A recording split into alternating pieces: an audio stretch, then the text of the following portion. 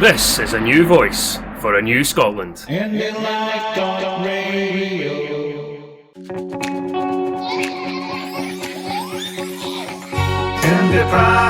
is IndyPram on Indy Live Radio.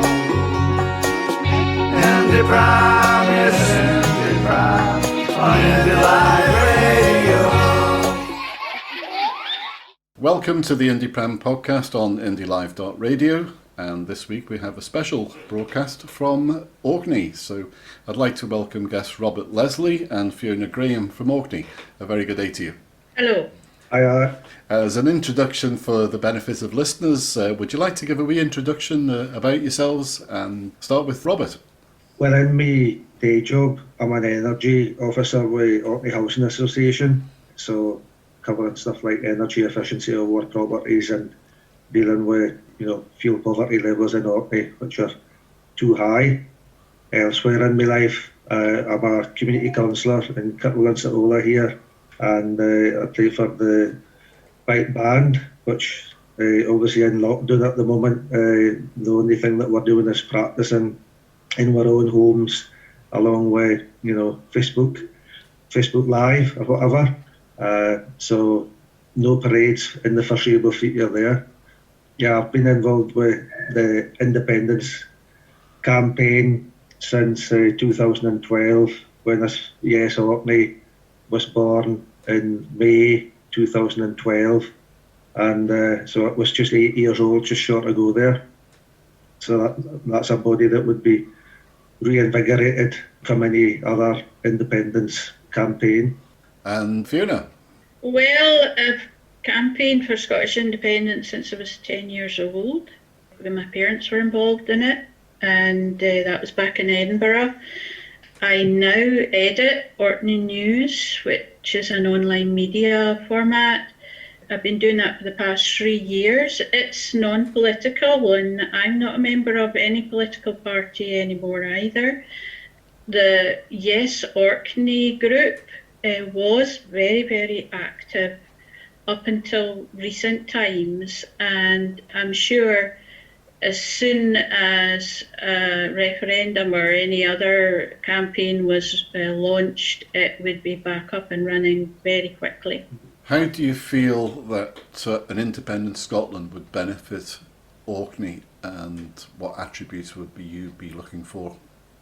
Okay, well, I'll just say that one of the barriers is centralisation, and certainly the Lib Dems are very good at using that, and yet we have an Islands Act, which means policies and public bodies have to look at how things will affect the islands.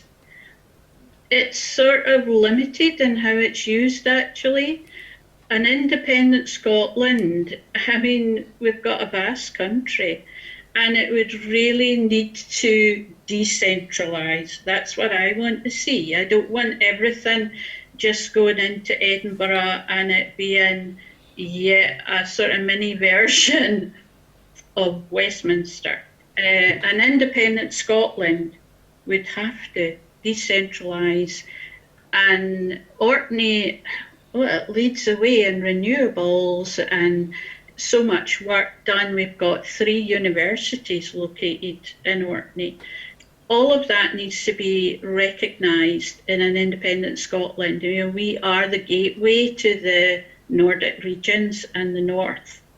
I agree with a lot of what Fiona's saying there, and a while back in 2013, when our future conference was held in Orkney, which preceded, there were offers for the Scottish and UK governments to the islands at that stage, which in Scotland became the Island Act, as Fiona's saying. Got an island minister and things like that in the Scottish government now, but the one way that I always held on to, that Orkney, Shetland and the Western Isles could benefit for independence, was at the point that Scotland was renegotiating its relationship with the EU, islands could gain more autonomy at that stage. So if we're looking at greater powers over marine resources and things like that, that would be the time to do it, and there were examples given of places like Ireland and other islands at that conference where they have far greater autonomy for the country that they're governed by, basically. So that's an opportunity that I see as, being really good for Orkney, Shetland and the Western Isles in terms of decentralisation, as Fiona says. At the moment, the renewable generation capacity that we have in Orkney and that also exists in Shetland and the Western Isles is being stymied by UK energy policy. It doesn't work for us, it works against us. When we were talking about that during the general election campaign in December there, I ended up being the candidate for Orkney and Shetland for the SNP, and that was a plank that I used a lot, was to try and illustrate how that policy works against us, because having the highest fuel poverty rates in the UK at the same time as generating more electricity than we can use, it's just a complete travesty, really. It's an embarrassment, really. So we need a change policy to make sure that everybody's got a warm and an affordably warm and comfortable home, which I think is just a fundamental right. I think it's a very positive thing to think that we would have far more powers over the decisions that we make locally here. I mean, even back, I think maybe 3 years ago, when there was a committee for the Scottish Parliament up here, and it was Rhoda Grant that told James Stocking for Orkney Islands Council that she'd been out in Bussey that day as part of their visit, and she said, look, Bussey would like decentralisation. So the ability for a local authority that would have more powers to then give more powers out to the communities would be part of that too. So, if you could tell each island and parish and whatnot that a deepening of democracy would be part of the whole thing, and that they would have a far greater say and probably more resources to deal with issues on their doorstep. I can't see what's no attractive about that. I think we need to build this into a constitution, because one of the most powerful things I think there would be, and particularly we've just had the Declaration of Our Growth being commemorated, is a constitution for New Scotland. And I think more power to islands and local communities should be part of that, recognising the sovereignty of the people of Scotland. I think that's what an independence campaign needs to go with. A new constitution for Scotland and more rights for the people. And one of those rights would be the right to food and the right to be able to heat your home without going into poverty. So in fact, we want to eliminate poverty. There shouldn't be such a thing, for goodness sake, in Scotland. So that's what I would like to see, a new campaign built around a constitution. Like our MPs, for goodness sake, they should not be going back to Westminster. For one thing, it's not safe. And secondly, I would like to see them, as part of a convention, along with members of civil society, develop a constitution, discuss it and get that to, because you don't need to have a date for a referendum to get that process started. And I think the whole discussions being formed around a constitution for Scotland, led by those we've elected, our MPs, would be very powerful. Yeah, I would agree. I'm looking forward to the time that they start forming an assembly. It has been spoken enough about, but nothing's happened. And I think especially during this period of they were coming out of lockdown as of today, I would have liked to have seen a lot more progressive work and conversation with the public of Scotland starting as soon as possible, ahead of a referendum, of some of the opportunities available So the constitution is definitely one of those we need ground rules that people can understand, appreciate, and agree to. People need to have something positive. But everybody's realised how important mental health is with this lockdown, and even people who feel relatively strong mentally are struggling to cope with this. And a positive campaign built, starting with, let's look at our constitution. What do we want our Scotland to be like? Look, that's a really good way forward for any campaign. You spoke about mental health, Fiona. Obviously, during this lockdown, it has been trying for many people, especially people on their own. Orkney has got a reputation. I believe it's been voted the most happiest place to live, or the best place to live for quite a few years. Could you give me some background of how this period of lockdown has been for Orcadians? That topic came up after we'd finished our quiz last night, our online Zoom weekly quiz. We did have a discussion about the fears that we have when this lockdown is lifted and properties start coming on the market. That Orkney, having recorded, or officially recorded, very low levels of infection during this pandemic, might be seen as attractive to move into. And we've already had that issue in the past, because these surveys come out telling us that Orkney's the best place to live frequently. And I think a lot of the locals actually slightly get tense about the whole thing, because that's what it tends to do, is attract folk that have been able to sell at properties on the Scottish or UK mainland, or further afield maybe even, and buy at properties at prices that local folk can't afford.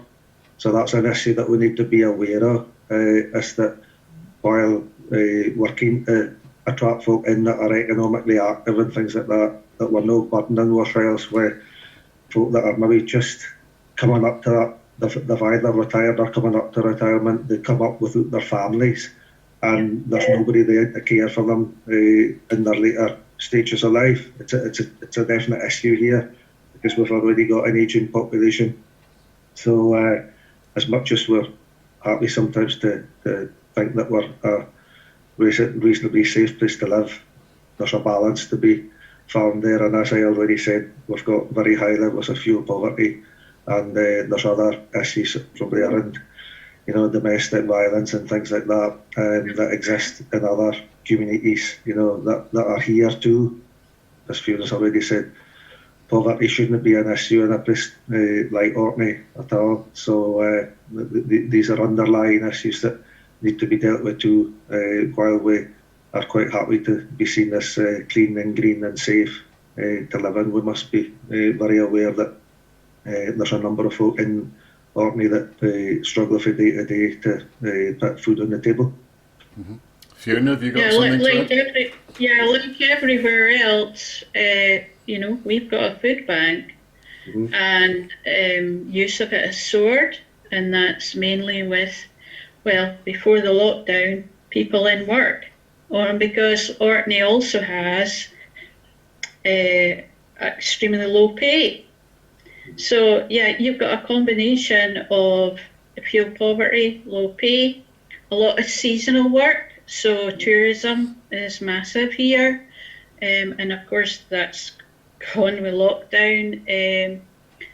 We were supposed to have 140 odd cruise ships this year, and while I've actually enjoyed them not being here, because the tour buses and whatever, it's really quite an issue on our roads because they're single track. But that's a huge loss of income, both to all the people that do little tour guiding jobs, taxis, bus operators, shops maybe in Kirkwall that get money off them, big sites like Scarabray, the Historic of Scotland ones, they're all shut, you see. So that's actually a huge loss of income for the islands, marine harbours, big loss of income there from the lack of ships calling in. So the effect of the lockdown on the economy locally is huge. However, like Robert said, we're not really wanting people to start coming in here just because we've got, 7 confirmed tests. 2 people died in Orkney from COVID-19. And we have a spanking new lovely hospital and things like that. But, basically the structures can't cope with a lot of people coming in. We've already had the problem in the past with Airbnb and a lot of holiday lets, which meant students coming to the islands, to our university institutions, couldn't get places to stay. People actually coming here to work struggled to find places to stay as well. So, yeah, we've got problems like everywhere else. And being in lockdown for mental health has contributed to all of that. So, as Robert said, same problems as other places, domestic violence, all the rest of it. And actually, because you're in a community, it's actually really difficult for people in those situations. We don't want to rush out of lockdown. We're not wanting an influx of people coming in too soon. Yeah. This is exactly the same story I was hearing from the Western Isles, which we did the Western Isles special last week. So very, very similar stories, and if it's looking like a country, should we say? It makes the islands like a country because should we say on the mainland we're feeling the same thing. There's a great fear of a massive influx from England, and people thinking, they can just come here and purchase property that's only occupied for a limited amount of time, raising up property prices, or in this situation right now, carrying the virus up and spreading it and giving us a potential of a second wave. Yeah, very similar stories. A point I would like to ask now, Orkney and Shetland seem to have a lot of Lib Dem support, and even though it's been waning, it's always something that is observed with interest of why it continually votes Lib Dem. I say myself, actually, before 2014, I used to vote Liberal.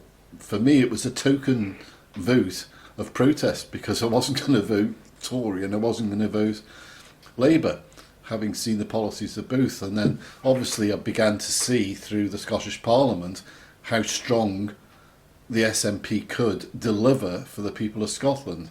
But Orkney and Shetland seem to be a little bit behind in still completely catching that message. So why do you keep on electing Lib Dems? It's a difficult one to answer that, but it's another member of Orkney that also, she was a local councillor here too, Fiona Grahame. She talked about Orkney being slightly politically immature in terms of debate and things like that. So during the referendum, we found that when we were speaking to folk, we got offers of folk going to the islands to go door to door speaking to folk, and in some islands, folk just wouldn't speak. When they were asked, if you got the woman of the house maybe coming to the door, she wouldn't speak about what she was going to be voting, and she said, I'll have to ask me man about that. If you're meeting that kind of level of debate and interaction, that maybe tells you a wee bit about why we've not really grasped that thistle yet. I would say that the Lib Dems are actually really, really good at getting their message across, and they're very good at putting out press releases. They get into the local media a lot. So people that are maybe still only buying a newspaper once a week on a Thursday, the local one, that's what they'll get. And everybody sort of like buys it, the patches, matches, dispatches, but it's got the commentary in it from either Alistair or Liam. So there's that. It is one of the great mysteries of our age why people will continue to vote for a party that can't actually deliver anything at all. There is a dislike, which is also another mystery in a lot of ways, of the SNP, and yet it has the largest membership by far of any political party in Orkney. I mean, the Lib Dems don't have many active members here. Their leaflets pour through the door via the Royal Mail, so they spend a lot as well. They target seats, and they don't have that many to target, but they do so very effectively. So their campaigning is really effective in Orkney and Shetland, and they get out to the islands in an election very quickly, and all those islands are postal votes only, and people who do postal votes, they vote almost as soon as that comes through the door. So that's a huge issue, but it is a kind of mystery why they continue to vote in even somebody like Alistair, who's not particularly well liked. Liam MacArthur does have a big personal vote, but Alistair, I just wonder about it now, because his voting record when he was in the coalition was dreadful. Well, my own MP at that time was Joe Swinson, and the one thing I learned from at the local level, see, I was voting Lib Dem all my life, as I say, more of a protest vote, because you're entitled to vote. But in my case, the local community wanted development of a park area, and we needed the locals here to form a charity to deal with the council to get this park enhanced. And I was a treasurer of that charity, and we worked hard, us locals, and we got the job done. And next thing, Joe Swinson turns up, and a photo opportunity. Taking all the glory. She was never involved at all. And that's when I woke up. That was my way. And it needs personal involvement. It's when you have a personal experience of how backstabbing someone can be in taking glory for other people's work, and, as you say, Fiona, not delivering, because we had such a history of non-delivery. Also, in relation to Liberal Democrats, I feel a lot of the position that we're in right now, as far as Brexit, lays on the doorstep of Joe Swinson, because had she been more forthcoming to working with SNP and Labour at Westminster and gone against that Conservative minority government, we might have been in a totally different position than we are today, with facing a Brexit cliff edge as well. Oh yeah, I mean, lockdown's been bad enough. Wait till Brexit hits us at the beginning of next year. With the 2021 Scottish elections coming up next year, would you like to see anything stronger towards helping the Orkneys being proposed by the SNP that would encourage more people to consider voting SNP in the Orkney Isles? I don't know what could be promised to help on that, but the ferries, it's just a continual battering ram that the Lib Dems use. So if there could be some movement on that, that would be helpful. But the issue around that is that, as far as I can make out, Orkney Islands Council just go to the Scottish Government with proposals to replace our ferries with a sort of light for light basis, like monohulled ferries. And there seems to be a blockage there somehow, that the catamarans that they have been running across the Penton Firth seem to be a lot more sustainable, energy efficient, fuel efficient, and so on. And there seems to be a blockage against even considering them for the inner island routes in Orkney. So that's an issue that maybe needs to be looked at, because we've seen figures for replacement of the present ageing ferry fleet in Orkney anyway, with catamarans that would be far more efficient, could hold far more.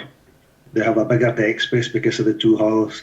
So the issue around that in Orkney at the moment is the lack of vehicle capacity on ferries. So it addresses that. Uses less fuel, would be more adaptable to using like a hydrogen or even battery power because of they need less power because they sit higher in the water. There's a lot of technical background that makes the case for these. So I think that's something that needs to be looked at seriously going ahead.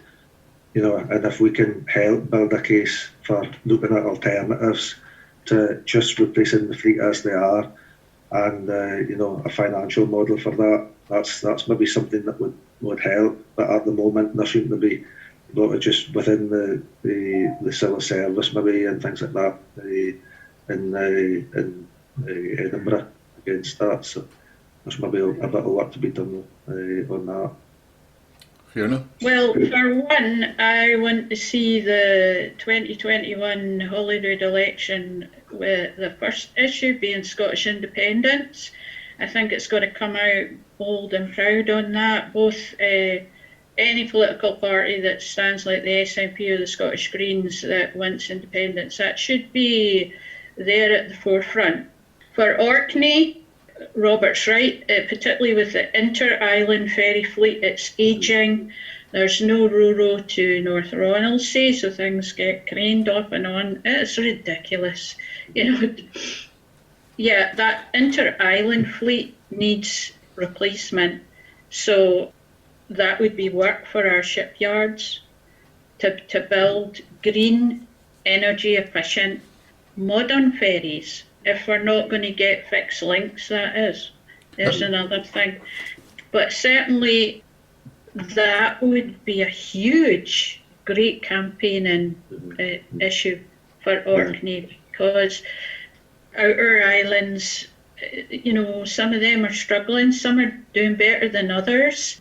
But the cost, if you live on one of those islands, even with reduced fares, the cost travelling to and fro, getting anything to them, the time it takes to get to them, all of these are big issues for keeping those communities sustainable. And if you want to run a business on one of those islands, transporting your goods in and out or whatever, it's a big issue. So I would say, yeah, the inter-island ferry fleet, a programme of replacement, if not fixed links to some of them. Be ambitious. Talking about being ambitious, has there been any feasibility study into basically duplicating what's been going on in the Faroe Isles, where they've actually been linking the islands by tunnel? I think Orkney and Shetland have both done, they've both looked at the potential for fixed links in the past, and like even in Orkney, some of the fixed link ideas incorporated tidal turbines. So, they have been looked at, but I don't think there's anything up to date at the moment, in terms of, something that would be, I hate that term, but shovel ready, if the money came along or anything like that. So it's no there at the moment. It's largely based around replacing the ferry fleet. The one thing that could run alongside that heading towards 2021, I was encouraged that the Orkney Renewable Energy Forum the other week had Robin McAlpine for the Commonweal on speaking about the Common Home Plan. So if you get a group of folk in Orkney that are receptive to these kind of ideas, that as he said during his presentation, that that even includes the need, some of these ideas need independence for them to happen, and folk weren't speaking against that during that meeting, because that obviously covers as well as transport. Because he talked about, I think, hydrogen ferries that night. You're talking about homes, building, heating, electricity, the food, land, resources, all these different sectors, and the human capital to make all that happen. If some of these ideas come through into SNP policy, and I've been keeping an eye on the fact that there's an SNP Commonweal group and seeing how that goes. Some of the proposals that they're coming through to see how we need to then find a mechanism to get these policies into the SNP manifesto then, and that might be some alternative online to version of a conference or whatever to do some of these things, to promote these policies. But a lot of these would align with things that we'd like to be seeing happening in Orkney anyway, because there is an economic recovery group meeting, and as far as I could gather, I've not been part of it, but they've been having some interesting discussions around the circular economy and so on and so forth. We should have had a Sustainable Orkney conference, which was one of the early casualties of the pandemic that was cancelled. It was supposed to be in the back end of March, I think it was. And yeah, it was a weekend conference looking at setting a baseline basically for the reducing our carbon footprint, in Orkney, and that work's got to progress in some shape or form as we come out of lockdown.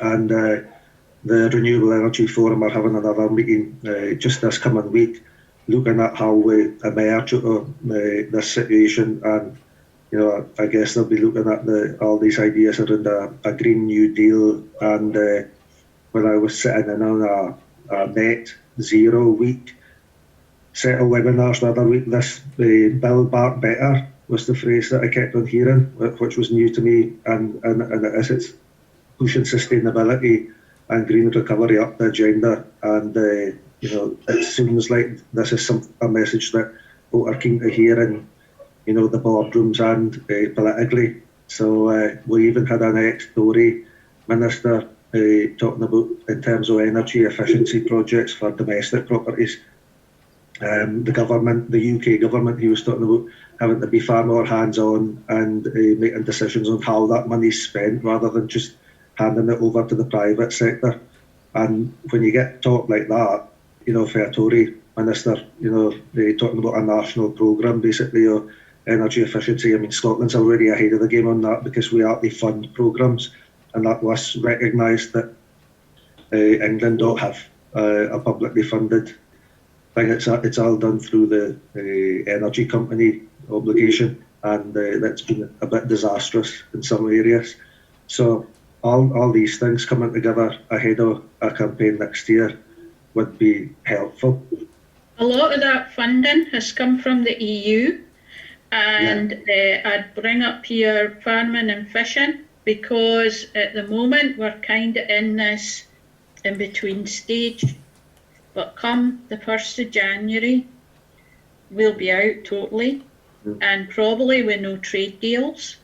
Now, Orkney fisheries, it's inshore fisheries, it's lobsters, right, really badly affected by delays that might happen at transporting it to EU countries. Farming, basically, the wee small farms will not be able to survive. So that's like many farms in Orkney are small, still family-run farms that produce quality beef, high-quality grass-fed beef, that's sold the world over, built on its quality. Now, these wee farms, no, because the EU funding will have gone, right? There's no way the UK is going to prop up farms in Orkney just to save a Lib Dem skin, because they've got to think about their own big farming industry in England, which is completely different to what we have in Scotland. So I think farming and fishing, big campaigning possibilities there for any independence-minded party that was thinking of 2021, because the only way we can deal with those two sectors is with an independent Scotland, whether we're in the EU or another kind of Nordic alliance type situation. Only an independent Scotland can negotiate those deals. No, I mean, the Scottish government have these targets for increasing food production and So for, I think it's up to 2030 at the same time as the farming industry's got to reduce its carbon output. So the farmers were already, when we were speaking to them back in sort of November, December, they were already feeling put upon by some of these documentaries that were appearing, hammering the UK for beef production and whatnot, which is done in a completely different way. It was really looking at international beef production. And as Fiona says, the type of beef production that's done in Orkney on grass is a very different kettle of fish. And I think at that Sustainable Orkney conference, we were going to be looking for farmers to show, how they are a far more sustainable operation than would be suggested by some of these programmes. So I think we need to encourage the local agriculture industry to become that sort of niche quality beef producer, and certainly make the most of the story that they've got to tell, because they've got a good story to tell in terms of that sort of green background. Because in the last fortnight we've had the the UK Parliament voting for lower food standards, but it's been good to read the Scottish producers saying no, they're going to keep the standards high or even higher than EU standards. Yeah. How do you feel going forward regarding future independent Scotland and EU membership? Well, it's up to the people to decide, so you have to put that to the people. You can't assume they'll want to be in the EU or anywhere else, although Orkney had one of the highest votes for remaining in the EU, which is an interesting point, a campaigning point for the SNP at any future election, because we're out anyway, so our voices are ignored. But yeah, it would depend on what a future Scottish government could negotiate, what kind of deal a nation so resource rich as we are could negotiate with the EU or any other place. But we have all the structures there that would allow us to slip in, I would think, quite easily. Yep. Obviously it has to come to a referendum. We have to be offered a referendum and given the choices of what type of membership we want, whether we want no membership, whether we want EFTA, whether we want full membership. The people have to be given the choice. It goes back to that whole thing about opportunities around greater autonomy and just taking that decision making down to a local level. And Orkney and Shetland and the Western Isles are already well set up to negotiate on our own behalf, thanks to the Our Island Our Future campaign. Because if we can keep the focus that was built through 2013 right through, we've got a good basis to work off. What's your thoughts ahead of how 2021 might turn out as far as a vote is concerned? Because there seems to be a lot of polling at the current time of the strength of the SNP, the support for the SNP, and how Nicola and her cabinet have managed this current crisis. A lot of people have been impressed with it, and we also have the elephant in the room, which is not going to go away, of talk within the Yes movement of a party standing for the list seats in the regional vote in 2021. Some people support independence but will not vote SNP. Some people support independence and they won't vote Green. So it's giving another option on that aspect, that though I think on most occasions when it has been discussed, because of the precarious nature in the borders and also in the Highlands and Islands, numerous parties that have come forward have said that they wouldn't stand in the Highlands and Islands or the borders. But do you have any thoughts on that? No, really, no. I mean, it's a difficult one, because going back to 2012, I mean, I'm a relative nipper in terms of campaigning for independence compared to Fiona, because I've never been a member of a party up until after the referendum, but once I got involved in Yes Orkney in 2012, I've always looked at what political setup was going to benefit Orkney most to me mind, and that's why I ended up, joining the Yes movement, because I was definitely enthused by that Our Islands, Our Future campaign, and independence seemed to be a necessity for some of that.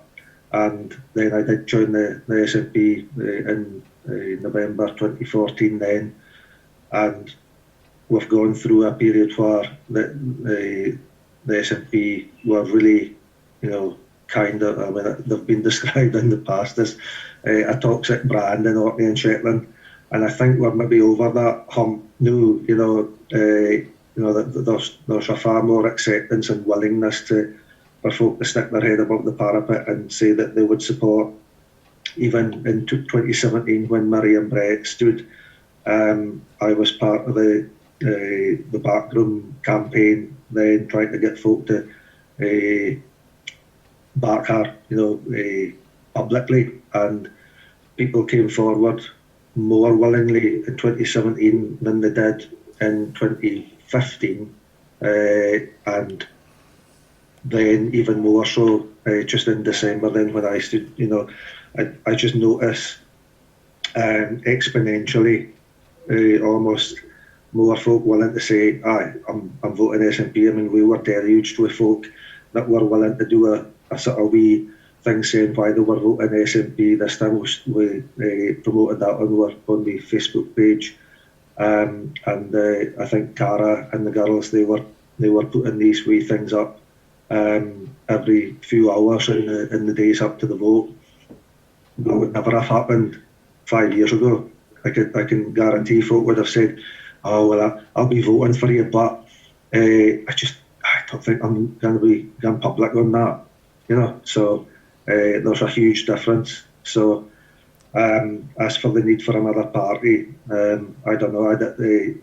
Like I said, I joined the SNP because I saw that as the vehicle to get independence, and when it comes down to it, we'll probably switch back. There'll be a whole lot of SNP members that will put on Yes Orkney t-shirts, and there'll be other folk that will join us that have never been a member of a political party in their life before.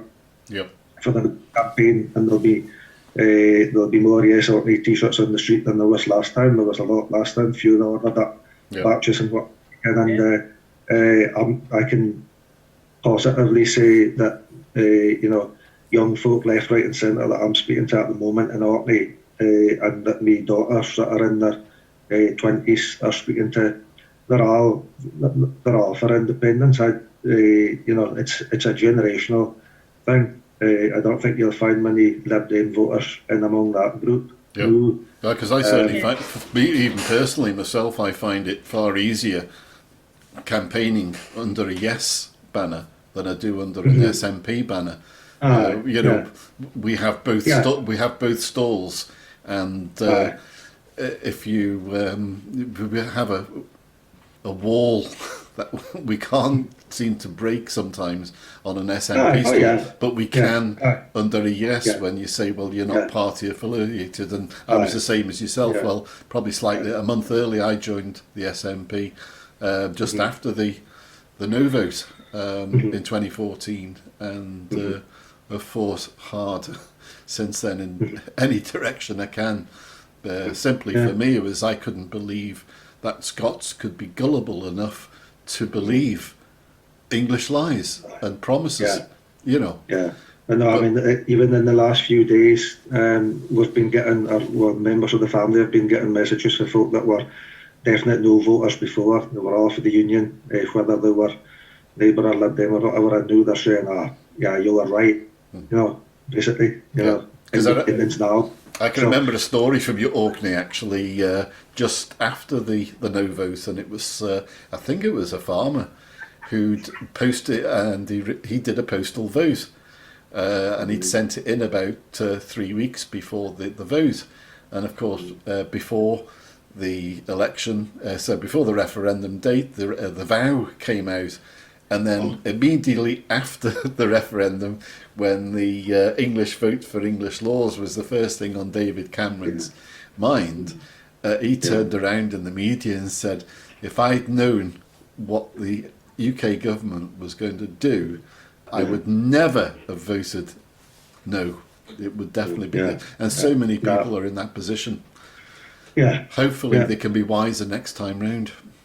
Yeah, I mean, in Orkney there is actually a councillor who's Scottish Greens, but at any national election there's only two parties really in Orkney, and it's Lib Dem and SNP, and I mean 2021 that'll be the fight. It'll be between the Lib Dems, which represent the unionist side, and the SNP for independence. So it'll still be your yes/no divide, and there has been a shift in Orkney, definitely.